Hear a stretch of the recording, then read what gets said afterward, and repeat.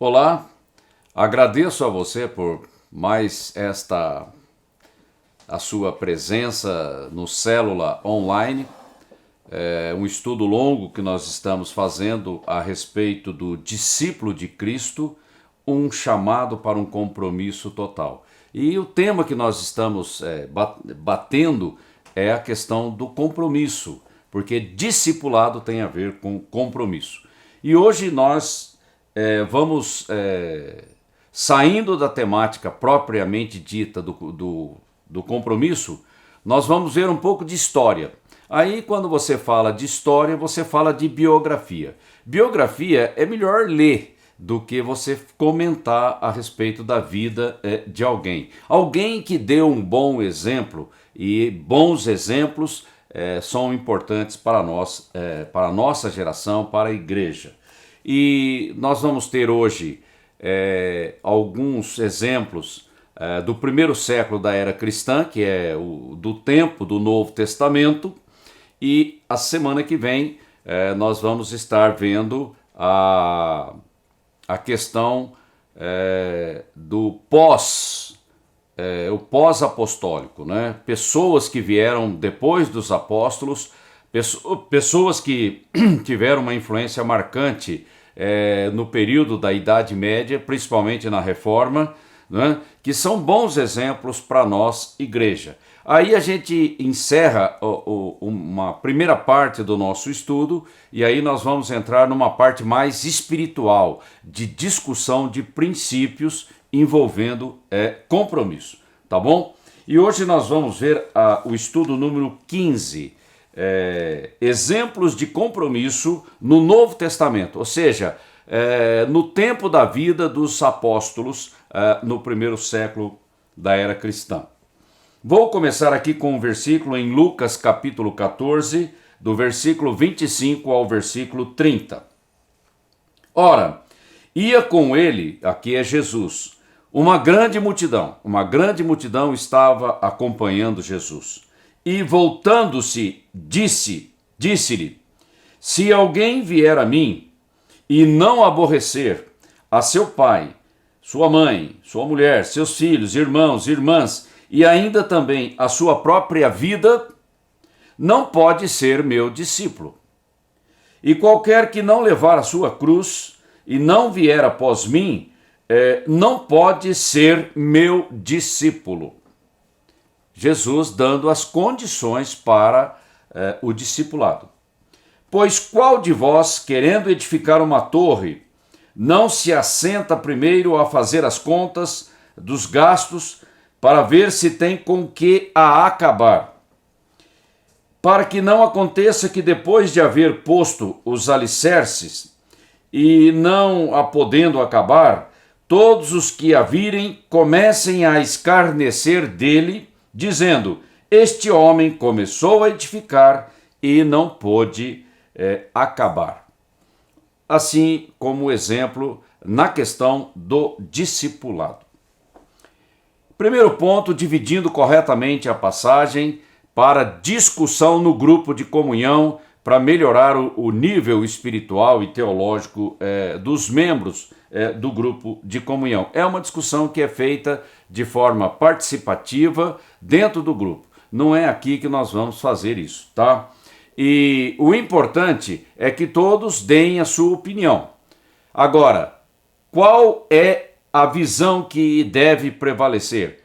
O que a Bíblia diz, não o que eu acho, o que a Bíblia diz, ok? E todos devem ter liberdade para se manifestar no grupo de comunhão, ok? São pontos que a gente fica repetindo para fixar como deve ser o contrato dentro do grupo de comunhão. Uma grande multidão. Qual seria o interesse dessa multidão acompanhando Jesus?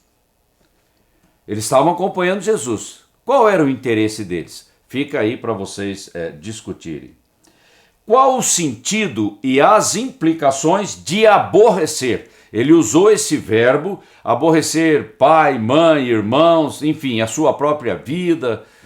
Qual o sentido disso e a implicação que isso tem na vida do discípulo? Falando para mim hoje, porque você vai ter que sair de um contexto para entrar em outro contexto, e quando você sai de um contexto para ir para outro contexto, você tem que ter um propósito. Essa questão está toda amarrada. Nós temos que prestar atenção nisso. Qual o sentido de levar a sua cruz? Tome a sua cruz e siga-me. Isso está falando de renúncia? Então fica aí para o grupo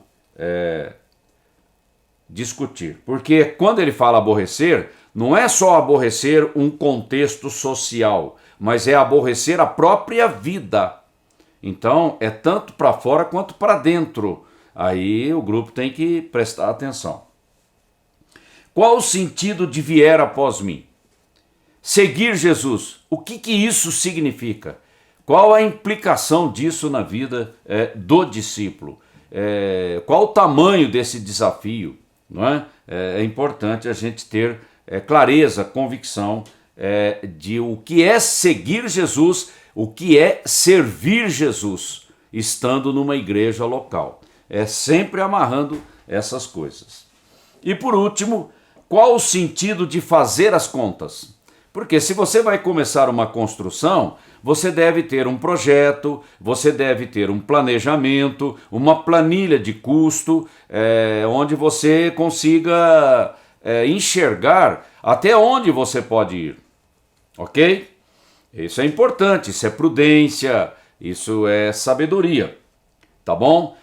Aconselhar com outras pessoas para você ter uma visão clara do seu projeto. E isso começa por uma convicção, agora falando especificamente no caso do discipulado, a convicção que eu tenho que ter dentro de mim, para que opiniões de fora não abalem a minha fé, o meu chamado, o meu serviço a Deus. Porque esse é o grande problema. Quando eu não tenho uma referência interna, uma convicção bem estruturada dentro de mim, opiniões alheias, circunstâncias adversas, externas, podem me desviar da rota, do alvo que Deus estabeleceu para a minha vida. É nesse sentido que a gente fala de planejamento para servir a Deus. Ok? Mas fica aí para o grupo discutir com muita calma entre vocês. Bom, falando de biografias, vamos citar alguns exemplos, porque não dá para falar de tudo, é impossível, o tempo não tem condições. Então nós vamos citar algumas pessoas, só assim como referência, depois eu incentivo você a ir na sua biblioteca ou na internet e pesquisar por conta própria a biografia dessas pessoas. Existem bons livros aí disponíveis falando da biografia dos heróis da fé, dos mártires da igreja, que servem de exemplo para nós. Bom, falando do Novo Testamento, a gente tem que começar pelo profeta João Batista. É o primeiro exemplo que a gente coloca, porque ele precedeu Jesus no seu ministério. Ele foi aquele que foi à frente, falando e abrindo o caminho. E o próprio Jesus elogiou o profeta João Batista. É incrível. E Jesus foi batizado nas águas pelo profeta João Batista. E João Batista, ele enxergava o tamanho dele em relação ao Filho de Deus, né? Ele falou assim, eu não sou nada, não sou digno nem de desamarrar as sandálias dos seus pés, mas ele é o Cordeiro de Deus que tira o pecado do mundo. Quer dizer, João Batista tinha consciência da sua humildade, né, e da grandeza de Cristo. E era um homem corajoso, desafiador, e acabou sendo decapitado por confrontar o rei Herodes, o tetrarca, num caso lá com a mulher do seu irmão. João Batista denunciou o rei, a esposa Herodias, ela não gostou, e aí vem a fraqueza do rei na área sexual, porque a gente tem que apontar isso, porque a filha de Herodias vai dançar na presença do rei numa ocasião, se eu não me engano, do seu aniversário. Ele fica todo deslumbrado e aí faz uma promessa para a moça, e a moça, já instruída pela mãe, pediu a cabeça de João Batista. E aí o rei não pode voltar atrás naquilo que ele fala, porque senão ele perde o crédito. E João Batista morreu decapitado. Um grande exemplo para nós. Logo em seguida, nós temos o exemplo dos apóstolos, aqueles que foram chamados pessoalmente por Jesus, para estarem seguindo Jesus no seu ministério terreno. E o interessante é que quem não deixar não pode ser meu discípulo. Isso começou com a vida dos apóstolos que Jesus chamou. Eles tiveram que fazer uma opção, porque seguir Jesus por 3 anos e meio na terra, andando para todo lado, pregando, curando, orando, não dá para ficar em casa, porque é uma peregrinação. E isso já começou, esse desafio já começou na vida deles, não é? Mas eles responderam bem, com toda a fragilidade que eles tinham, eles responderam bem e eles não retrocederam.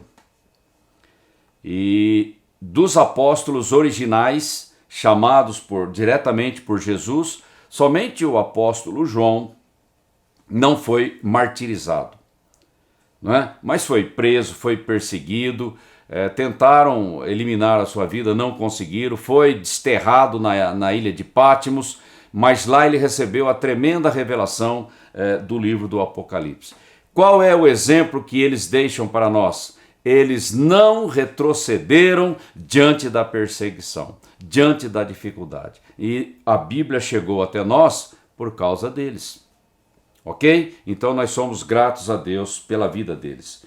Mulheres também serviram a Cristo no seu ministério, com ofertas, com serviço, de todo tipo.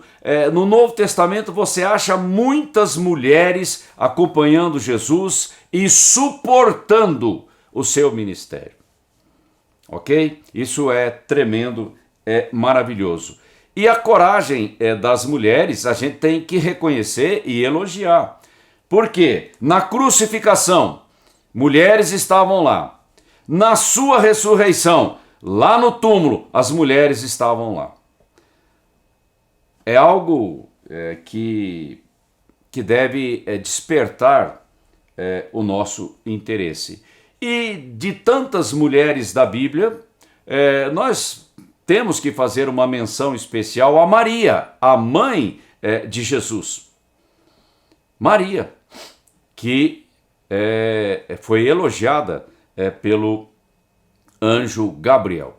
Quer dizer, eis-me aqui, seja feito conforme a palavra de Deus na minha vida. Ou seja, um grande exemplo de uma grande mulher servindo a Deus, ok? E através de Maria, o Espírito Santo gerou Jesus, o Filho de Deus, ok? Então isso é tremendo.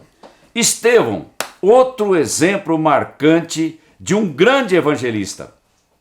Logo após a ressurreição de Cristo, logo ali no começo do livro de Atos, Estevão aparece como um diácono. Ele era diácono da igreja local, ou seja, ele cuidava da assistência das viúvas e aos necessitados. E era um homem de fé e cheio do Espírito Santo, que a Bíblia faz essa referência a Estevão. Dos diáconos, Filipe e Estevão. 2 assim que a Bíblia marcou de forma pessoal o registro. E foi o primeiro mártir da era da igreja cristã. Por pregar o evangelho, ele foi martirizado, mas não retrocedeu na sua fé. É impressionante o exemplo que nós vemos em Estevão. Outro exemplo marcante também no Novo Testamento é Tiago o Maior, porque tem o Tiago o Menor. O Tiago o Menor é o meio-irmão de Jesus, ok? Autor do livro de Tiago. Mas esse Tiago aqui é o Tiago apóstolo chamado para ser discípulo de Cristo, ok? E ele foi martirizado cerca de 10 anos depois da morte de Estevão, ok? E um grande exemplo para nós também de um servo de Deus fiel e que não retrocedeu na sua fé, ok? Você pode achar referências a respeito disso no livro, no Novo Testamento, a respeito dessas pessoas que nós estamos citando aqui. Outro exemplo marcante, Paulo, o apóstolo Paulo. É um homem tremendo que Deus chamou ali, indo a caminho de Damasco, teve um encontro pessoal com o Senhor Jesus ressuscitado, e ali o Senhor transforma a vida de Paulo, e Paulo se transforma num grande apóstolo, num grande missionário, e Paulo escreveu a maior parte das epístolas do Novo Testamento. É marcante.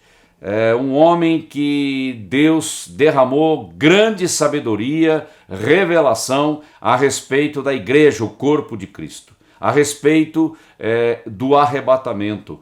Paulo trouxe instruções na área pastoral. Ele é riquíssima a influência do apóstolo Paulo até os dias de hoje, porque quando a gente vai estudar teologia, a gente tem que passar pelas escrituras do apóstolo Paulo.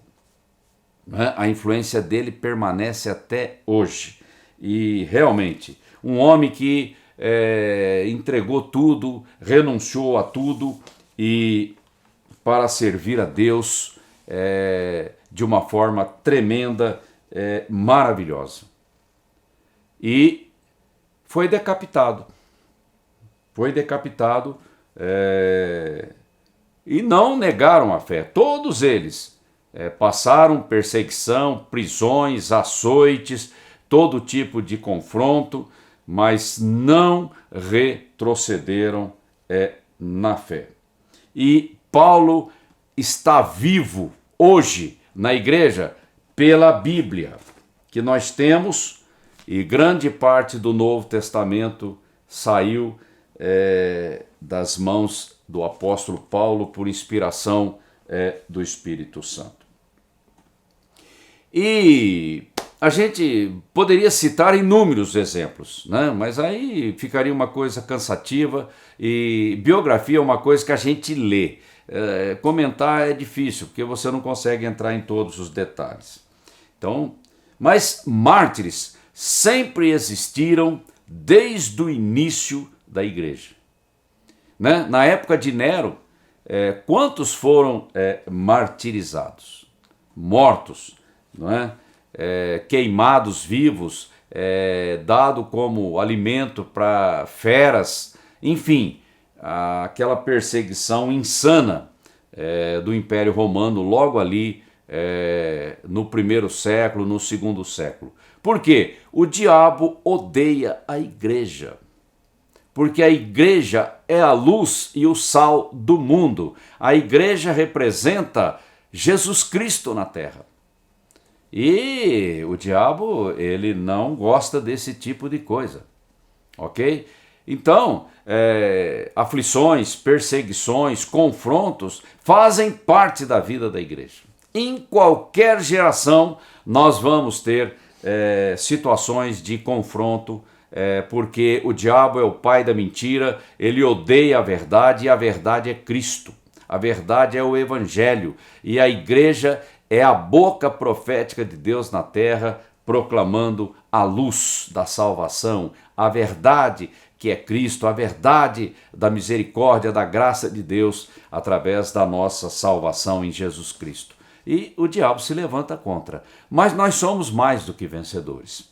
não é? E não é a morte, a ameaça que vai anular e cancelar a nossa fé. Pelo contrário, a gente se mantém firme na posição.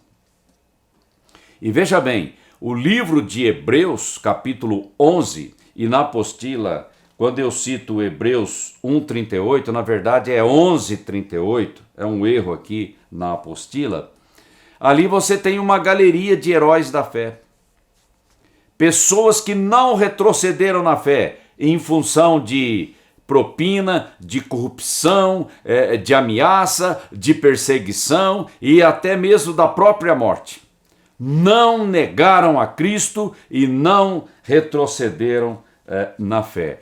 E a palavra de Deus em Hebreus capítulo 11, versículo 38 diz: dos quais o mundo não era digno. Pessoas que nós nem sabemos o nome, missionários, evangelistas, pastores. Olha o que está acontecendo agora, ultimamente, na Nigéria, né? Igrejas sendo queimadas com as pessoas lá dentro. Quer dizer, a igreja ocidental, como a gente tem conhecido aí nas últimas décadas, ela é muito confortável. Mas em outros lugares do mundo, no Oriente Médio, na Ásia, em países comunistas e na África, ser cristão é um desafio de vida ou morte. Só que agora, em função de toda essa crise que está acontecendo no mundo a partir de 2019, a perseguição começa a se instalar de forma explícita no mundo ocidental, no Canadá, nos Estados Unidos, na Europa. O desafio de ser cristão em Israel também. Então você percebe que há um clima de opressão chegando no mundo. E isso mexe com a igreja, e a igreja somos nós. E nós temos que ter uma convicção interna muito grande, muito forte, muito profunda, para a gente não vacilar na fé. Vamos para a aplicação pessoal e aí nós estamos encerrando.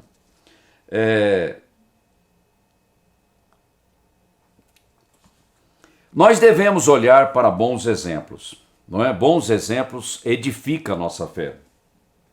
Ainda mais quando a gente vê que o tempo está ficando curto, né? Não só para o diabo, mas para nós também, porque o tempo fica curto para a igreja e o diabo sabe que ele também tem pouco tempo. Todos esses homens que nós citamos olharam para Cristo e não amaram as suas próprias vidas mais do que o Senhor Jesus. Jesus estava acima da própria vida deles. Eles tinham uma cosmovisão bíblica, guiando as suas vidas em todas as áreas e em todas as situações.